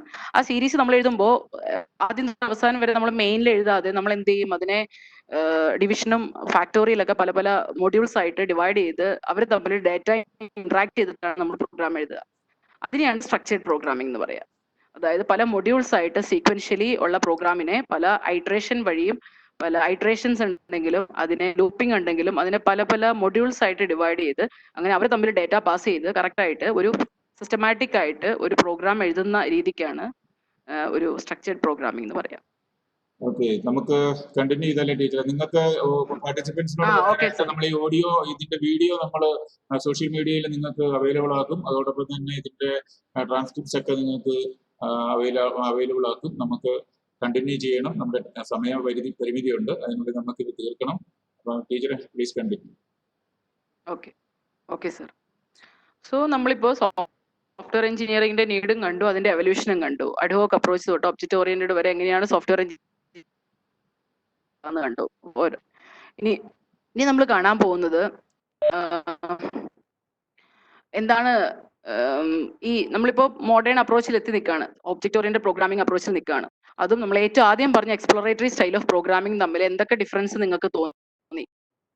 ഏറ്റവും ഇമ്പോർട്ടന്റ് ആയിട്ടുള്ള ഡിഫറൻസ് എന്ന് പറയുക use of life cycle models ആണ്. അതാണ് നിങ്ങൾ എല്ലാ സോഫ്റ്റ്വെയർ എഞ്ചിനീയറിംഗിന്റെ എല്ലാ സിലബസ് ഫുൾ നമ്മൾ കവർ ചെയ്യാൻ പോകുന്നത് ഈ software engineering life cycle models ആണ്. Life cycle models, life cycle എന്ന് പറഞ്ഞ ഒരു സോഫ്റ്റ്വെയർ അതിന്റെ ലൈഫിൽ കാണാൻ പോകുന്ന സൈക്കിൾസ്, അതിനെ അഡോപ്റ്റ് ചെയ്തിരിക്കുന്ന മോഡൽസ് ഏതൊക്കെയാണ് അതിന്റെ ഫേസസ്.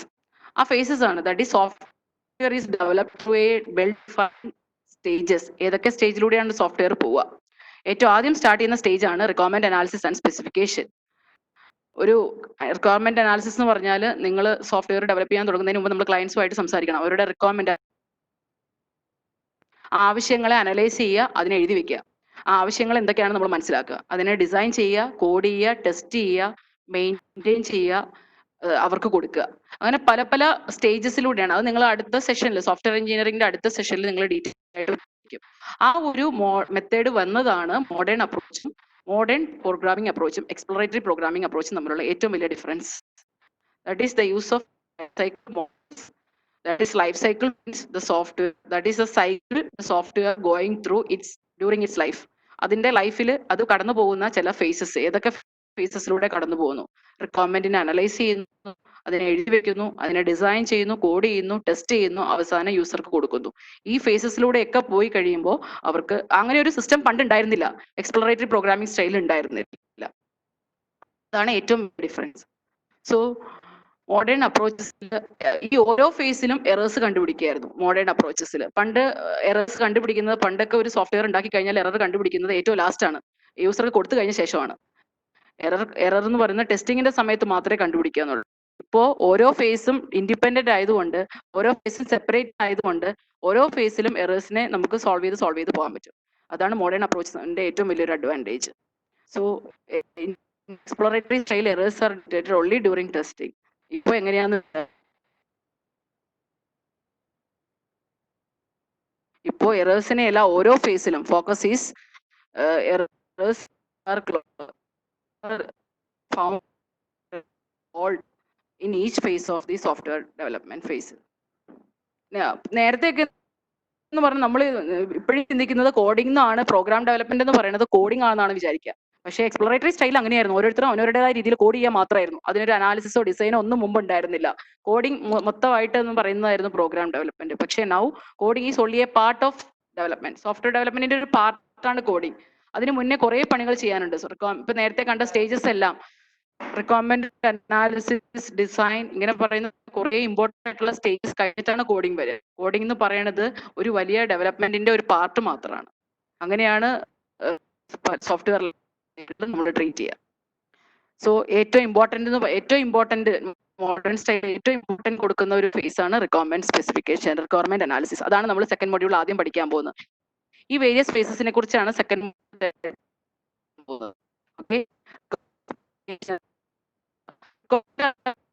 അറിയാതെ നമ്മൾ സോഫ്റ്റ്വെയർ ഡെവലപ്പ് ചെയ്യാൻ പറ്റില്ല. ആവശ്യങ്ങൾ കറക്റ്റ് അറിഞ്ഞാൽ മാത്രമേ ഉള്ളൂ കറക്റ്റ് രീതിയിലുള്ള സോഫ്റ്റ്വെയർ ഡെവലപ്പ് ചെയ്യാൻ പറ്റുള്ളൂ. അപ്പൊ ആവശ്യങ്ങൾ എന്താണെന്ന് മനസ്സിലാക്കിയാണ് ക്ലയൻസിന്റെ ആവശ്യങ്ങൾ യൂസേഴ്സിന്റെ ആവശ്യങ്ങൾ മനസ്സിലാക്കുന്ന പറയുന്ന ആ പ്രോസസ്സിന്, ആ ഫേസിന്, ഇനീഷ്യൽ ഫേസിന് പറയുന്ന പേരാണ് requirement analysis and phases. Okay, ഇതൊക്കെയാണ് നമ്മുടെ പഴയ ഫേസസും പുതിയ ഫേസസും. അതേപോലെ ഇപ്പോ മോഡേൺ അപ്രോച്ചസിൽ ഓരോ process all the stages periodic reviews are carried. Periodic reviews ഉണ്ടാവും. റിവ്യൂ എന്ന് വെച്ചാൽ എന്താ? റിവ്യൂ എന്ന് വെച്ചാൽ നിങ്ങൾക്കറിയാം, നിങ്ങൾ പ്രൊജക്ട് ചെയ്യുമ്പോൾ പ്രൊജക്ട് നിങ്ങൾ ചെയ്ത് കഴിഞ്ഞ് ലാസ്റ്റ് വരുമ്പോഴല്ല നമ്മൾ നിങ്ങളെ റിവ്യൂ ചെയ്യുക. നിങ്ങൾ പ്രൊജക്ട് ചെയ്തുകൊണ്ടിരിക്കുമ്പോൾ നിങ്ങളുടെ അനാലിസിസ് കഴിയുമ്പോൾ നിങ്ങൾ ഇനി 5th സെമസ്റ്ററിലും 6th സെമസ്റ്ററിലും പ്രൊജക്ട് ആൻഡ് സെമിനാർ ചെയ്യാൻ പോവാണ്. മെയിൻ പ്രൊജക്ട് ചെയ്യാൻ പോവാണ്. അപ്പൊ മെയിൻ പ്രൊജക്ട് ചെയ്യുമ്പോൾ നിങ്ങൾ ഏറ്റവും ആദ്യം പ്രോബ്ലം കണ്ടുപിടിക്കണം, അബ്സ്ട്രാക്ട് സബ്മിറ്റ് ചെയ്യണം, പിന്നെ അതിന്റെ SRS നിങ്ങളുടെ അതിന്റെ റിക്വയർമെന്റ് അനലൈസ് ചെയ്യണം, അതിന്റെ പ്രപ്പോസൽ തരണം നമുക്ക്, അതിനുശേഷം സ്റ്റാർട്ട് ചെയ്യണം, എന്നിട്ടാണ് കോഡ് ചെയ്യുക, എന്നിട്ടാണ് ലാസ്റ്റ് പ്രൊജക്റ്റിലോട്ട് കോഡിങ്, ലാസ്റ്റ് ആണ് പ്രൊജക്ട് സബ്മിറ്റ് ചെയ്യുക, ഡെമോ കാണിക്കുക. അപ്പോൾ ഫൈനൽ ഡെമോ എന്ന് പറയുന്നത് ഒരു റിവ്യൂ തന്നെയാണ്. ഓരോ പ്രാവശ്യം നിങ്ങൾ പ്രൊജക്ട് പ്രപ്പോസൽ തരുന്നത് തൊട്ട് ലാസ്റ്റ് പ്രൊജക്ടിന്റെ ഡെമോൺസ്ട്രേഷൻ വരെ എല്ലാത്തിലും പീരിയോഡിക് ആയിട്ടുള്ള റിവ്യൂസ് നടത്തണം. ഇത് എവിടെ നടക്കും? മോഡേൺ അപ്രോച്ചസിൽ സോഫ്റ്റ്വെയർ ഡെവലപ്പ് നിങ്ങളൊരു ഫേമിലും നടക്കും. So what are the various stages during all the stages of software life cycle periodic reviews. Systematic ഇവിടെ മോഡേൺ അപ്രോച്ചിൽ മോഡേൺ രീതിയിൽ സോഫ്റ്റ്വെയർ ഡെവലപ്പ് ചെയ്യുമ്പോൾ മാത്രമല്ല better visibility of code. Better visibility എന്ന് വെച്ചാൽ എന്താ? ഓരോ ഫേസസ് തമ്മിൽ ബെറ്റർ വിസിബിൾ ആയിരിക്കും. ബെറ്റർ വിസിബിൾ മീൻസ് ഓരോ ഫേസ് കഴിഞ്ഞും അടുത്ത ഫേസിലോട്ട് ഹാൻഡ് ഓവർ ചെയ്യാൻ ഒരു സെറ്റ് ഓഫ് ഡോക്യുമെന്റേഷൻ ഇവിടെ ഉണ്ടാവും. ആദ്യത്തെ ഫേസ് കഴിഞ്ഞ ഒരു ഡോക്യുമെന്റ് ആണ് സെക്കൻഡ് ഫേസിൽ കൊടുക്കുക. സെക്കൻഡ് ഫേസ് കഴിഞ്ഞ് അതിന്റെ ഒരു ഔട്ട്പുട്ട് ഒരു ഡോക്യുമെന്റ് ആയിട്ടാണ് തേർഡ് ഫേസിലോട്ട് കൊടുക്കുക. ഓരോ ഡിസൈൻകാർക്കും അനാലിസിസുകാർക്കും ഡിസൈൻ ചെയ്യുന്നവർക്കും ടെസ്റ്റ് ചെയ്യുന്നവർക്കും അതിന് മുമ്പത്തെ ഫേസിൽ ഓരോരുത്തർക്കും അവരെ ഓരോ ഡോക്യുമെന്റേഷൻ ചെയ്യാനുണ്ടാവും. ആ ഡോക്യുമെന്റേഷൻ ആണ് ഓരോ ഫേസിന്റെ ഔട്ട്പുട്ട് എന്ന് പറയുക. So there should B A better visibility of different stages in the modern programming development practices.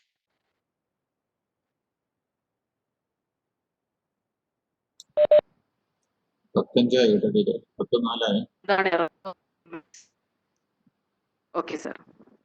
So ഇത്രയാണ് നമ്മുടെ ഇന്നത്തെ ഇൻട്രൊഡക്ടറി സെഷൻ എന്ന് പറയുക. മോഡേൺ അപ്രോച്ച് കണ്ടു, നമ്മൾ അഡ്ഹോക് അപ്രോച്ച് കണ്ടു, അവർ തമ്മിലുള്ള ഡിഫറൻസ് കണ്ടു. നെക്സ്റ്റ് സെഷൻ നമ്മൾ സ്റ്റാർട്ട് ചെയ്യാൻ പോവുക. അടുത്ത സെഷനിൽ നമ്മൾ പഠിക്കാൻ പോവുക ലൈഫ് സൈക്കിൾ ആണ്. നമ്മൾ requirement analysis, design, coding, testing, ഒരു സോഫ്റ്റ്വെയർ അതിന്റെ ലൈഫ് സൈക്കിളിൽ പോകുന്ന സ്റ്റേജസ് എന്തൊക്കെയാണ്, ആ സ്റ്റേജസിൽ ഏതൊക്കെ മോഡൽസ് ഉണ്ട്, ആ സ്റ്റേജസിനെ എങ്ങനെയൊക്കെ നമുക്ക് ഡിസ്ക്രിപ്റ്റീവ് ആയിട്ട് ഡയഗ്രമാറ്റിക് ആയിട്ട് റെപ്രസെന്റ് ചെയ്യാം. കുറെ മോഡൽസ് പഠിക്കാനുണ്ട്. അപ്പൊ ഫസ്റ്റ് മോഡ്യൂളിൽ പഠിക്കാനുള്ളത് ഇപ്പൊ നമ്മൾ കഴിഞ്ഞ emergence of software engineering, evolution of software engineering, need of software engineering നമ്മൾ ഇന്ന് കണ്ട പോർഷൻസ് കൂടാതെ അടുത്ത സെഷനിൽ ഇനി നെക്സ്റ്റ് വീക്കിൽ വരുന്ന സെഷനിൽ what are the various life cycle models, ഈ പറയുന്ന സ്റ്റേജസ് ഫോളോ ചെയ്യേണ്ട കുറെ മോഡൽസ്, ആ മോഡൽസ് ഏതൊക്കെയാണ്, ആ മോഡൽസിന്റെ ഡിഫറൻസ് എന്താണ്, അതൊക്കെയാണ് നമ്മൾ ഇന്ന് പഠിക്കാൻ പോകുന്നത്. അതിനെക്കുറിച്ച് ഒരു ജസ്റ്റ് ഒരു ഇൻട്രൊഡക്ഷൻ ആണ് സ്ലൈഡ്സിൽ കൊടുത്തേക്കുന്നത്. What are the life cycle മോഡൽസിന്റെ ജസ്റ്റ് പേര് മാത്രം. Classical waterfall model, iterative waterfall model, evolutionary model, prototype model, spiral model. ഇങ്ങനെ ഒരു 5 മോഡൽസിനെ കുറിച്ച് നിങ്ങൾക്ക് ഇനി ഫസ്റ്റ് മോഡ്യൂളിൽ പഠിക്കാനുണ്ട്. നമ്മൾ ഈ സോഫ്റ്റ്വെയർ അതിന്റെ ലൈഫ് സൈക്കിൾ പാസ് ചെയ്യുന്ന ലൈഫ് സൈക്കിളിനെ പല രീതിയിൽ ഡെപിക്ട് ചെയ്യാൻ പല മോഡൽസ് ഓരോ സോഫ്റ്റ്വെയർ കമ്പനി അഡോപ്റ്റ് ചെയ്യും. ഓരോ സോഫ്റ്റ്വെയർ കമ്പനി ഇതിൽ ഏത് മോഡൽസ് അഡോപ്റ്റ് ചെയ്യുന്നത് പറയാൻ പറ്റില്ല. ഏറ്റവും മോഡേൺ ആയിട്ടുള്ള ലൈഫ് സൈക്കിൾ മോഡലാണ് agile software life cycle model. അപ്പൊ അജൈലാണ് സോഫ്റ്റ്വെയർ ഫോമിലും ക്ലാസിക്കൽ വാട്ടർഫോൾ മോഡൽ യൂസ് ചെയ്യുന്നത്.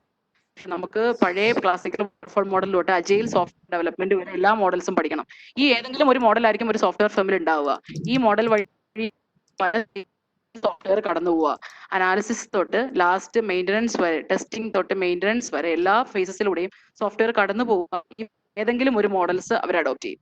ഈ ഏതെങ്കിലും ഒരു മോഡൽസ് അഡോപ്റ്റ് ചെയ്താൽ മാത്രമേ ഉള്ളൂ സോഫ്റ്റ്വെയർ ഒരു സിസ്റ്റമാറ്റിക് ആയിട്ട് പ്ലാൻഡ് ആയിട്ട് അവർക്ക് പുറത്തേക്ക് സോഫ്റ്റ്വെയർ നല്ല സക്സസ് ആയിട്ട് software production, software development success ആവുകയുള്ളൂ.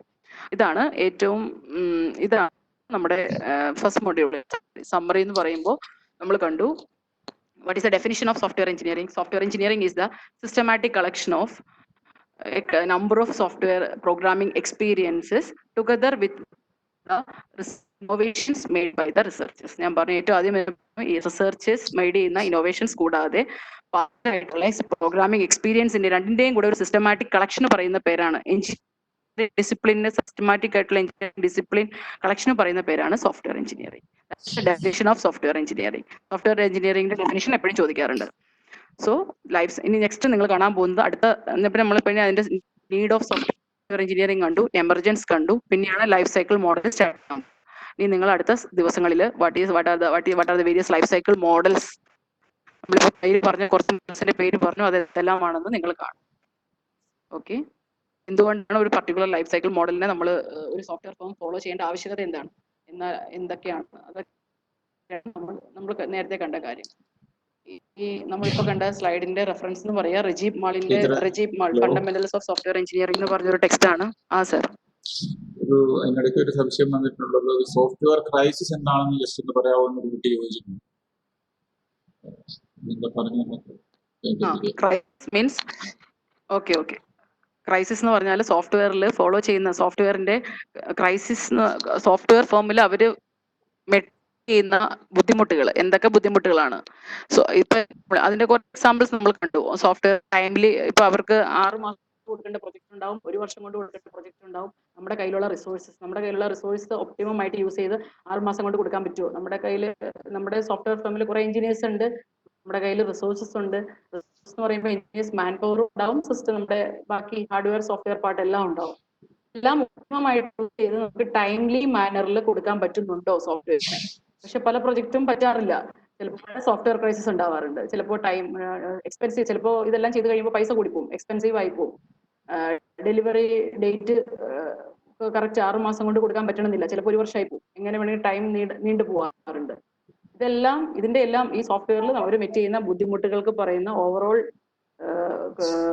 പ്രശ്നങ്ങൾക്ക് പറയുന്ന പേരാണ് സോഫ്റ്റ്വെയർ ക്രൈസിസ്. അങ്ങനെ പ്രശ്നങ്ങൾ ഉണ്ടാവാതിരിക്കാൻ വേണ്ടിയിട്ടാണ് സിസ്റ്റമാറ്റിക് ആയിട്ട് നമ്മൾ ഈ പഠിക്കാൻ പോകുന്ന സോഫ്റ്റ്വെയർ എഞ്ചിനീയറിംഗ് മോഡൽസ് സോഫ്റ്റ്വെയർ വേണ്ടിയിട്ടാണ് നമ്മൾ സോഫ്റ്റ്വെയർ എഞ്ചിനീയറിംഗ് പഠിക്കുക. ബാക്കി ഡൗട്ടുകൾ എന്തെങ്കിലും ഉണ്ടെങ്കിൽ ഞാൻ ടീച്ചറിന്റെ ശ്രദ്ധയിൽപ്പെടുത്താം. നമുക്ക് അതിന് ആൻസർ ചെയ്തിട്ട് കുട്ടികളിൽ എത്തിക്കാനുള്ള കാര്യങ്ങൾ ചെയ്യാൻ അല്ലേ? Questions okay sir. ടീച്ചർ ആണോ? ഹലോ സർ, കഴിഞ്ഞു. സമ്മറി ലാസ്റ്റ് പറഞ്ഞു കഴിഞ്ഞു. ഇതാണ് റെഫറൻസ് ആയിട്ട് നമ്മൾ യൂസ് ചെയ്തേക്കുന്നത് റജീബ് മാളിന്റെ ഒരു ടെക്സ്റ്റ് ആണ്. റജീബ് മാളിന്റെ ടെക്സ്റ്റിൽ നല്ല സിമ്പിൾ ആയിട്ട് സോഫ്റ്റ്വെയർ എഞ്ചിനീയറിംഗ് സ്റ്റഡി ആദ്യം തൊട്ട് അവസാനം വരെ നന്നായിട്ട് പറഞ്ഞിട്ടുണ്ട്. പ്രസ്മാൻ വേറെ നിങ്ങളുടെ സിലബസിൽ കുറെ റെഫറൻസ് പറഞ്ഞിട്ടുണ്ട്. അതെല്ലാത്തിനേക്കാളും കുറച്ചും കൂടി ഏറ്റവും സിമ്പിൾ ആയിരിക്കുന്ന ഒരു